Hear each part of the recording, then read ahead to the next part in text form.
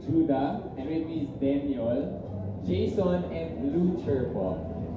Tama ba yung pagkabanggit ko sa mga pangalan niyo? Tama naman. Woo! Okay, I'm safe. Alright. So, pwede ba namin malaman kung anong mga characters niyo dito sa pelikulang ito? So, ako po si Judah, and I am the arsonist nung sa pumutos ni Josh. Hindi ko spoiler yun. Spoiler alert! Okay. Joke lang. Ako po si Daniel, yung isa sa mga kulto, basically. Kulto. Okay, kulto. And my name is Jason. Same kay Kuya din. Part ako ng call. Part ng cult. May cult pala sa pelikulang ito. Blucher. Security guard. Security guard. Parang medyo tahimik si Blucher. Okay na lang, para katuwaan lang natin, ituturo nyo lang. Sino ang pinakamatahimik sa set? 1, 2, 3, go! Sino ang pinakamatahimik sa set? 1, 2, 3, go! Sino ang pinakamabait sa set? 1, 2, 3, go! Sa totoong buhay, 1, 2, 3, go! Ay, siya din talaga. Okay, tingnan natin kung gano'n din sa pelikulang ito. Thank you very much. Let me grab your microphones and let's take your photos! Ayan. Congrats! Look at the message for the cast na rin and the director of the film. Hello everybody, magandang gabi po. Maraming salamat sa inyong oras ngayong gabi na ito. Pelikula ko ba ito? Ikaw sa movie. I'm so excited na mapanood niyo na to dahil ako, I haven't seen the movie yet, pero alam ko yung script, alam ko lahat ng ginawa ni Jed dito. Sobrang excited ako kasi may makikita kayo, ako lang ang nakakakita. Chares! Ay, ano kaya yun? Basta I'm very excited and from a fan, kasi ako I'm a fan of both Jed and si Pepe. Dahil silang dalawa ay ka-love team ko from a project na kung saan kami na-discover, which is Rocco Pages, 10 years ago. So I'm very excited for the both of them dahil sila ay nandito. And for all of the cast also. Plus, the makers of Ang Pangarap Kong Hold Up, na ako ay sobrang, isa siya sa mga pelikulang nagpatawa sa akin ng pandemic eh. Yung Pangarap Kong Hold Up. Tapos ngayon, meron silang 10 utos kay Josh. So I'm very excited. Ayan, excited din kaming lahat. And thank you so much for being here with us, for supporting your jet. Your jet, Of talaga. course! Okay, thank you so much, Kim. Maraming salamat. Let me grab, kunin ko na rin yung bag mo. Parang nakakasira ng OOTD mo yan. Okay, post ka na dyan. Go. It's time for a photo op. Sayang naman ang outfit kung may, maganda pala yung bag. Ba't ko ba inalis? Okay lang yan. Mas maganda pag wala yan. Okay. Thank you very much. And let's enjoy the film. Pati sa mga kaibigan natin dito sa SM North. Hello. Ay! One word lang talaga. Hello. Okay. Ito na yung tanong ko. Tingnan ko kung hahaba yung sagot na yan. What is your inspiration to bringing this story, 10 utos kay Josh, to life? Nag-isip siya ng one word. Actually, hindi ako yung nagsulat eh. So, ewan ko kung ano yung inspiration ni Sherwin, siya yung nagsulat dito. So, yun.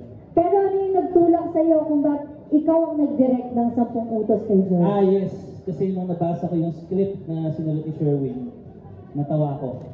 So, yun naman yung pinaka-importante eh. I guess, sa pagpili ng project, yung magustuhan mo talaga siya.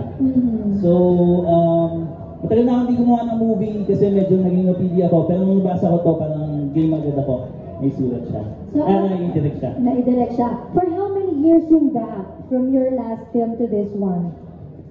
2018 pa yung last ko eh. 2018? Yes. Ang pagpabalik ni Direk Marius. Kaya naman, supportahan talaga natin itong 10 utos kay Josh. Ngayon naman, kamusta naman ang relationship ng cast members? Okay naman, nagpa-plastikan lang sila sa set. Pero pag behind the scenes, hindi nag-uusap. Okay naman, sa movie parang okay naman, di mahalata. Hindi naman halata. Sa tingin mo ba sinusunod nila yung 10 utos? Hindi. Hindi. Nakilala natin yung sagot from Direk. Kaya nakasama natin ngayon dito sa SM North. At dahil excited na sila, tingnan nyo naman, nag-uuna ka na silang pumasok sa cinema. Hindi, pasok na kayo. Ite-text ko na lang sa inyo, sasabihin na. Excited na sila eh. Dali kayo eh. Excited na sila eh. Ba't nandun sa likod si Bebe? Alam ko magkakapantay kami doon kasi magkapantay-pantay lang naman talaga kami. Hindi kasi may duo picture pa daw kayo. So ngayon, Sino nagsabi? ako. Oo, sige. Ako. Okay. Ako ang nagsabi. Ayan. So ngayon, anong inspiration sa outfit niyo Ikaw, dalawa? ikaw ang inspirasyon ko. Parang hindi naman ako naka-ano, Eh, parang sila nakabla ko. Oo nga, no? Ako, ito, nadampot ko lang to sa aparador eh. Kasi nagmamadali, na-late traffic eh, na-late na kami. Businessman kasi siya. Akala ko in character yung outfit ninyo. Hindi. Hindi naman. Ito kasi, wala na siya kailangang patunayan, maraming pera to eh. Kaya kahit nasuotin niya, okay lang. Ganun ba pag totoong mayaman? Hindi kasi nagbibilang siya ng pera kanina. O, anong oras na ba? Teka, punta muna ako ng premiere ko.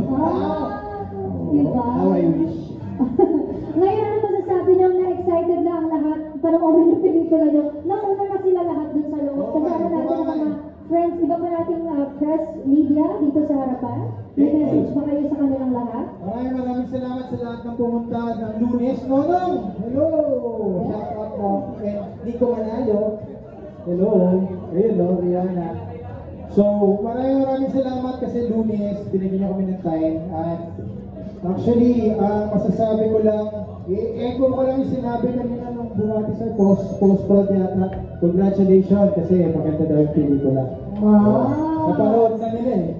So kapag sinabi nila, maniniwala tayo. Kasi pag yung mga yan hindi walang sinabi, yun na, matakot na tayo doon.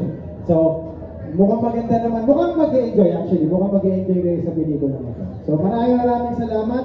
Kung sakaling, kung ano man yung naramdaman nyo, kung ano man yung insights nyo about the movie, please share it sa social media. Thank you. Yeah, about Pepe! Sasabihin ko. Kung anong gusto mo lang sabihin. Hindi, ano ba yung tanong? Kung ano ang nasa puso mo sundin mo. Ano nga yung tanong? Anong message mo sa lahat? Message mo sa lahat. Message ko sa inyo,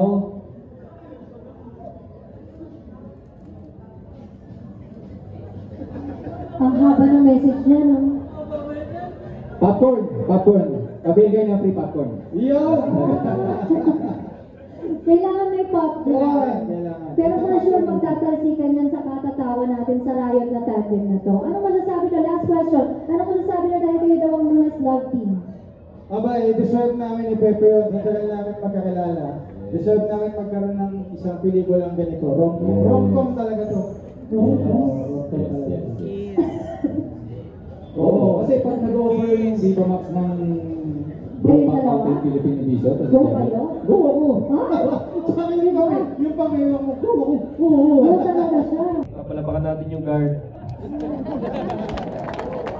Mayaman kayo.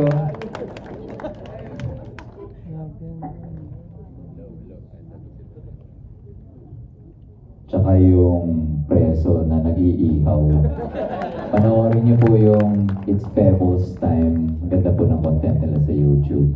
Maraming salamat po sa panonood. Napagod ako sa iba't ibang emosyon. Pero as usual, napakagaling ng kaibigan ko. Nagbigyan ng hostisya ang sinulat ni Sherwin. Kaya sana po ipalaganap natin kung naniniwala kayo sa sinasabi ng pelikula. Salamat po. Gusto ko lang din magpasalamat sa buong cast and crew and staff and producers, sa lahat, everyone. Puro kagaguhan sinasagot ko sa lahat ng interview leading to this, pero ngayon medyo seryoso. Maraming discovery sa film na to, especially sa cast, maraming first-timers like GP and James na first time mag-support, si Aldi na first time mag-comedy, na nakita niyo naman. Tapos, of course, It's Pebbles Time, first time ko rin maka-work sina Sir Antonio na magaling. Okay? So, yun lang. Gusto ko lang magpasalamat sa lahat. Pati yung mga behind the scenes na staff. Siyempre. Ayan. James and GB? Ayun pala, sorry. Gusto ko rin magpasalamat kay Jay kasi matagal na daw siya kino-convince na mag-Viva Max para magpakita ng puwet. Pero sa akin lang siya nagpakita ng puwet. Thank you. Ay, ito yung pinaka, mahabang butt exposure na ginawa ko. Of course, nag-guess ka agad ako. Anyway, kalimutan naman na natin yung tumbong ko. Pag-usapan po sana natin ng pelikula sa social media. Yun lang po yung hinihiling namin. Kung ano lang reaksyon, gawa po tayo ng kung ano mang opinion nyo, isulat nyo sa Twitter, sa Facebook, i-post nyo sa Instagram, or kung saan man. Para magkaroon ng kaunting ingay, yung kaunting ingay sana lumaki. Maraming salamat sa inyong napakalagang oras. Any words from the other cast members? Gusto ko lang pong sabihin na napakaswerte ko na nakasama ako dito sa napakagandang pelikulang to. Blockbuster to sigurado. Ano, ibang James ba nakita nyo rito? Ibang James ba? GB? So kung nakakaya yung pelikula, ngayon ko na siya napanood actually. So sobrang ganda ng sulat talaga, laki, sobrang nakakatawa na kasama ako dito at alay namin ito sa inyo. So kay Shelby, Benvenita. Nakasama ko na writer din sa ABS-CBN shows. So nakakatuwa na nagawa niya na sila. Sa aking partner na mahal pa rin ako kahit ano. So, para sa iyo itong ginagawa ko para makapag-aaral tayo ng bata sa school.